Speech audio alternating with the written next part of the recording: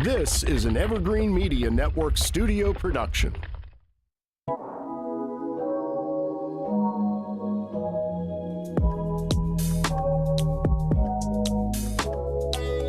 Welcome to Silver Linings. I'm your host and sometimes co-host Janine Barrows, and today I am with Mike Conway of Royal Fund Management, and we are going to be speaking with Michael Tarr, who oversees the 401k maneuver management plan.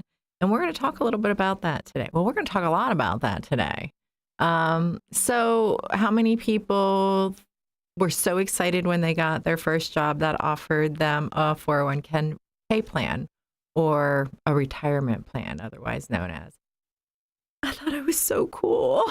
But I was a little bit young and I didn't really know what that meant other than my dad saying, if they offer you that, take it. And I think that I am in a boat with a lot of people because we opened up the plan. We invested the maximum. Well, maybe not the maximum. I was young. I wanted my money. But we invested in it. And then, you go to look at it many, many, many years later, thinking it has grown this exponential safety net for you, only to realize maybe not. Maybe not. So why do we start retirement funds? What are they called in different various forms? And what are we doing with them? How many people don't actually ever check them out? They just think that when they get 65, they'll open it and it'll be a landslide. And I know that because, like I said, kind of did that ourselves and was very shocked and surprised by it. So Michael, tell us what's the right path to go on and how to be in control of our wealth and keeping it healthy. That's a tall order to explain quickly, but I'll try. 24 minutes. Yeah. The gist of the matter is I am totally perplexed as to the apathy of people in their 401k plans, first of all. It's probably the biggest investment next to your house that you're going to have, and people don't do anything with it, mainly because they think it might be getting done for them, or it's just too confusing to tackle. Brief history on where 401k workplace retirement plans have come. In the old days, everybody had a pension plan, and the company was responsible for how well the pension plan did. But remember back then, that was in the 70s, and the tax bracket was up into the 70%. So the CEOs were getting hammered with taxes, so they came up with a plan through Congress to set up a 401k plan for themselves to be able to hide money pre-taxed. Congress said, well, that's great, but if you're going to do it for yourself, you have to offer it for everybody. And so the CEOs came back with a counteroffer and basically said, fine, we'll do that, but we want to be able to get rid of our pension plans. And so the Congress said yes. So they offered the 401k, and they got rid of pension plans. Well, up to that point, pension plans were in control of the company. But now this big reversal is the 401ks are in total control of the employee, and they didn't know that. That never was really enunciated. So they're still cruising along, fat, dumb, and happy, if you will, that everything's being accounted for, and it really isn't. That being said, if you can manage it yourself, you can do quite well. And so that's where it comes in to a professional group like Royal Fund Management and the maneuver plan. Nice. So, that brings Michael into our conversation, yeah, so, right? And we do have Michael Tarr here, and he is the expert. So how do you view that statement, Michael? It's right on the money too, Mike. And, there's a saying that 99% of people, they never make a change in their retirement plan. So they will start off with a target date fund and they leave it there and they sit and forget and hope for the best. And in reality, that's just not the way it works. The market's a rotation. As I've said before, we're an SEC registered investment advisory firm, and we don't believe in sitting it and forgetting it. And there's a lot of studies I think Mike's going to cover here in a minute that shows that active management in your retirement plan is needed. And it's something that can help you get and achieve higher returns and have a better bucket to pull from in retirement too. Yeah, absolutely. We have some slides to show too. Jesse, maybe you can start with a slide we can look at. This is actually our company and the plan that we're talking about. The next slide basically describes exactly what Michael just said, that there's a lot of, what I said was apathy, and people don't do anything with their plan. But if you did rebalance and reallocate based on what the markets were doing, and trying to optimize what the fees are, you could actually end up with 40% more income when you retire than by not doing that. So that should wet a lot of people's whistles right there and say, hey, gee, let's learn more. So what's the next slide look like, Jess? I think the average person is just scared to touch it. They think somebody knows better than they do, or that a singular individual like yourself wouldn't be able to guide them. It'd have to be some large entity somewhere. And I think that's what and how we reacted to it, assuming such, as I shared with you earlier, being one of those 99%, Michael, that let it sit and go and assuming it would grow, finding out after many years of tenure and a disillusion of employment that you look into it and you're shocked to see maybe you gained $12 for the year. I didn't think that was a very big growth. Now, I didn't expect thousands, but $12? Well, I guess it's better than not making $12. So I try to look at the bright side. But yeah, Michael, looking at that last chart that I just put up there was quite a disparity between the two.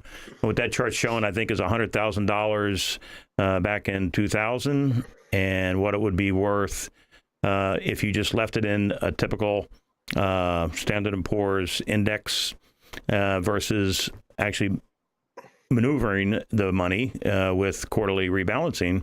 You can see there's a huge difference in the two. Wow. Yes, difference. This was a study that was done by Aon, and it was just purely about the need for active management. And as Mike said, it's correct. This shows that based on a Monte Carlo simulation of maneuvers that were been made of what the returns would have been. And another important point that I kind of want to break out to is that World Fund Management, as I said, we're an SEC-registered investment advisory firm, and we build products based on what our clients need or want and desire. And so we started this in 2015. We put our coding together. We built the system. And in 2017, our first client was brought on board. And this was done based on clients reaching out to us. It wasn't a lead source. It was something our clients were asking for. And that's the reason that the born of the 401k maneuver platform. And since then, as there'll be a slide that's shown, as of today, we have around 476 companies that are currently utilizing our active management platform of the 401k maneuver. So it was, our motto of being client first, and it's grown dramatically. It's in every one of our MEP and PEP products we have now. And, we have enrollments in some companies of 100%, and some will start off at a smaller enrollment. But as the water cooler talk starts and one person has made, as you said, $12, and the other person has made $1,000, let's say, when they start looking at us and wanting us to manage their money, as we're doing with our other $1 billion+ dollars we manage in our 11,000 accounts we have as a firm. Yeah, one of the things, that last slide that Jesse had put up there was all those companies. Now, you couldn't really see the names of all the companies there because there were too many to show. But if you went down to the cities in there, you'd see that the city of Sebastian is in fact on there. And the city of Sebastian actually did it as a city and made all the employees eligible to go through their website and get into the maneuver plan. It's voluntary completely. Now, also, we have employees in the city of Vero that are also doing this. Now, the city of Vero hasn't adopted this plan yet, but it doesn't preclude the employees to actually use the plan.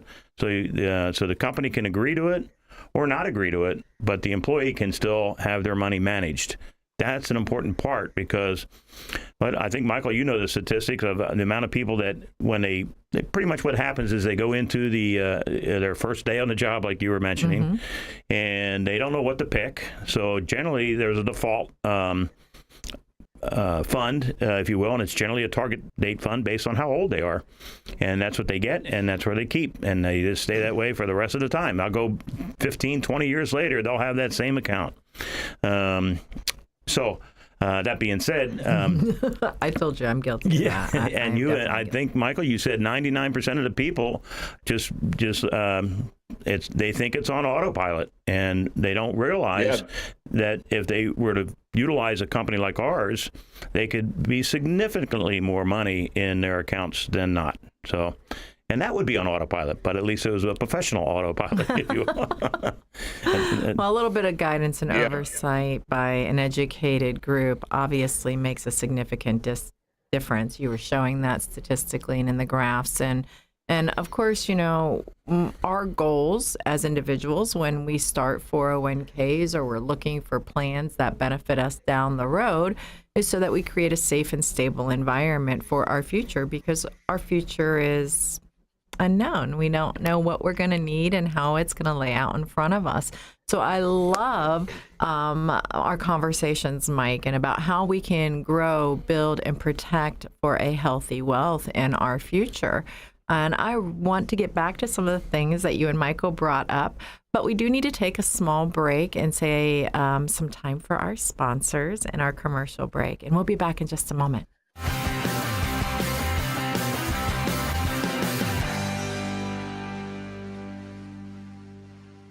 At Sunshine Furniture, our 35,000 square foot showroom is filled with the largest selection of in-stock coastal furniture on the Treasure Coast. Dining and bedroom sets, occasional tables, sofas, sleeper sofas, love seats and chairs, including lots of slipcover styles from Universal Upholstery, Four Seasons, and Capri.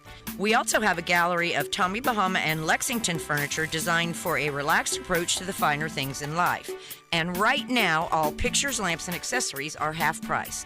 Sunshine Furniture, $12.95 US 1 in Vero Beach next to Planet Fitness. Visit our website at sunshinefurniturecasual.com and also visit our outlet and closeout store directly across the street. Sunshine Furniture, the best in every way. Have a sunshine day. Sunshine Furniture, stop on in today. Have a sunshine day.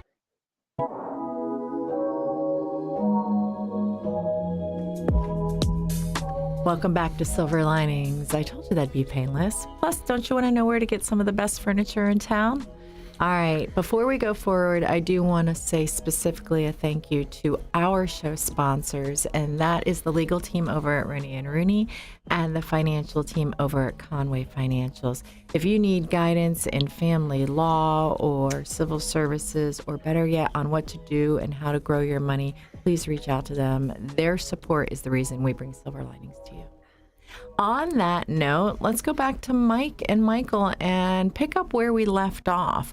We had talked about people believing that all of their best interests were at hand through a fund management team and not going in and touching it. And we talked about the reality that some of these funds that the individual invested in or signed off on, as you were pointing out, Mike, initially, might sit in those exact same funds for 10 and 15 years. And we think, oh, but if they're not losing, it's a good thing, right? But the reality is, not losing does not equate to winning, right?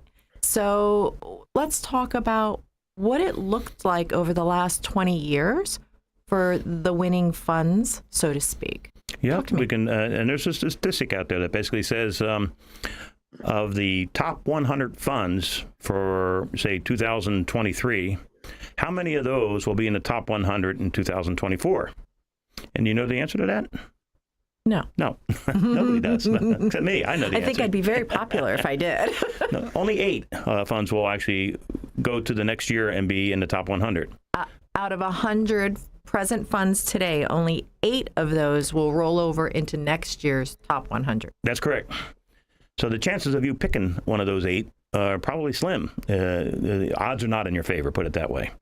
And so most people don't move it anyway. They just leave it sit there. Right. But the fact that whatever you picked that year that you thought was pretty good, it didn't stay pretty good.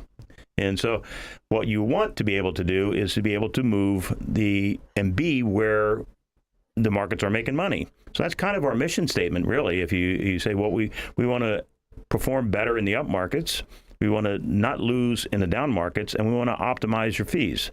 Those are the three marching orders that we have for when we manage somebody's plan. And by doing that, they'll have roughly 40% more income at the end.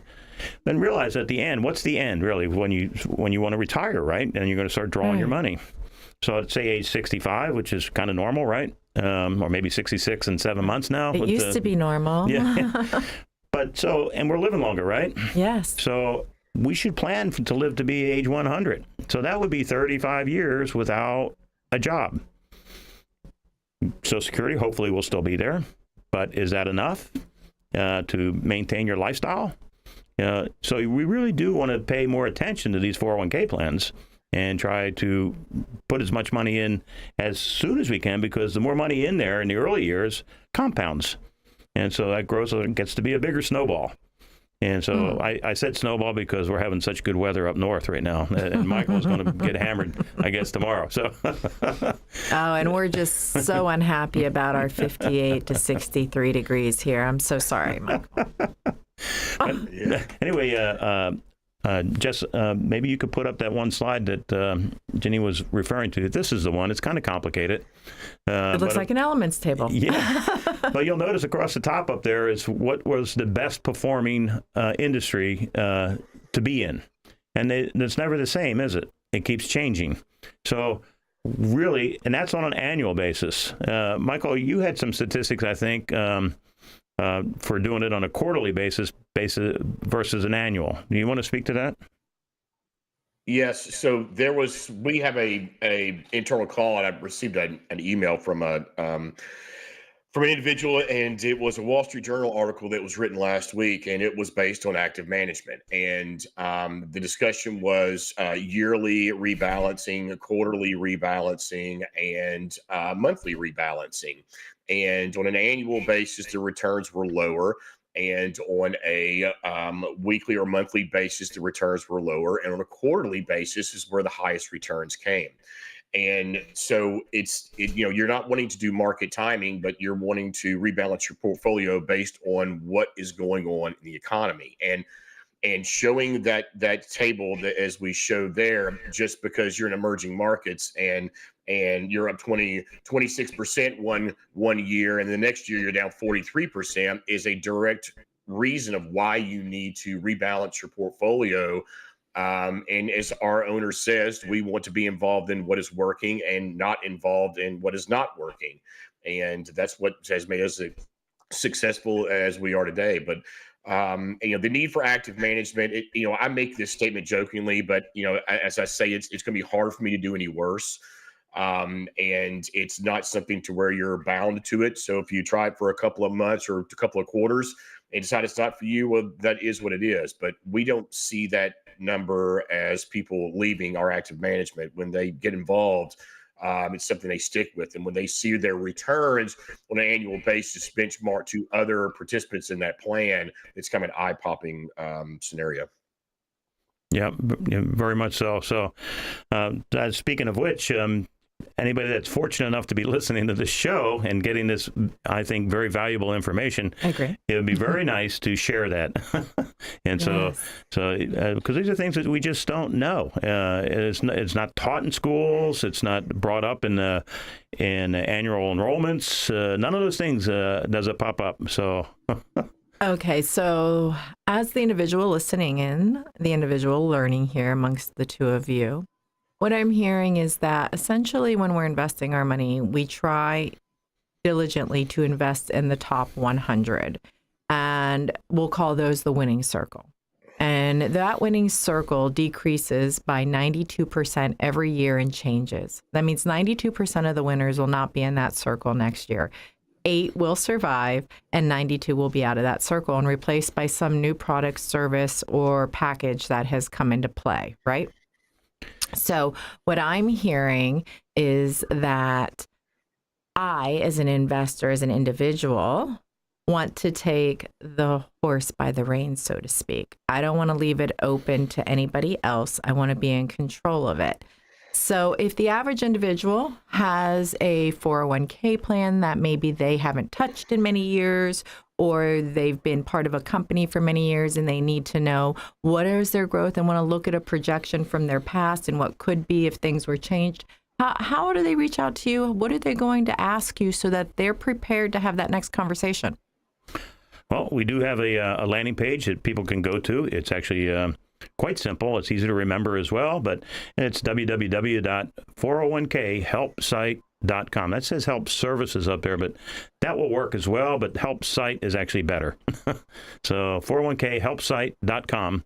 And all your information is there. You don't even need to speak to me, but I would love to speak to you and just to guide you through what you're seeing and make you more comfortable with what it is that is being presented. So, well, one of the things I wanted to bring. I'm sorry. Go ahead, Michael.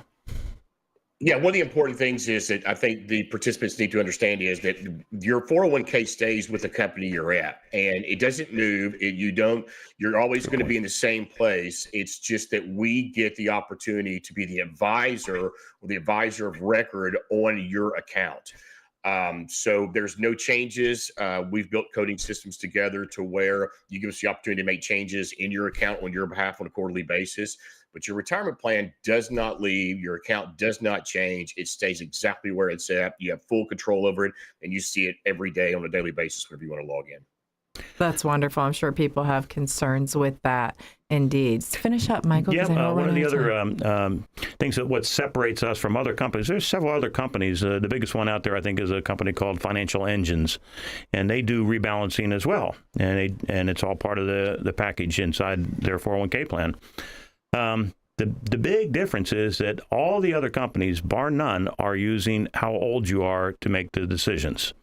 We don't do that. We go for what the markets are doing and what your risk tolerances are.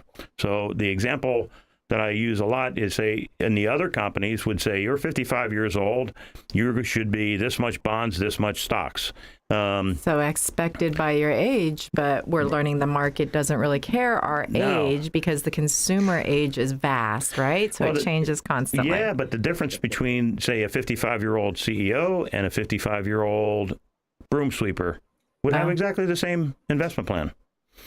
So it's just it's silly, actually. So we really want to be more personal, and we're not a robo kind of organization. We're actually real people making decisions in your behalf. I love it. Yeah. I love it. Well, thank you for bringing this information to Silver Linings and helping our listeners understand that there are solutions out there for them, that you don't have to already be set up to build a wealth. You can do it from the very hard work you've already put in. So reach out to Mike and the team over there at Royal Fund Management and let them give you a chance to rebuild your wealth. On that note, we'll see you next week. And thank you for joining us on Silver Linings. Have a great day.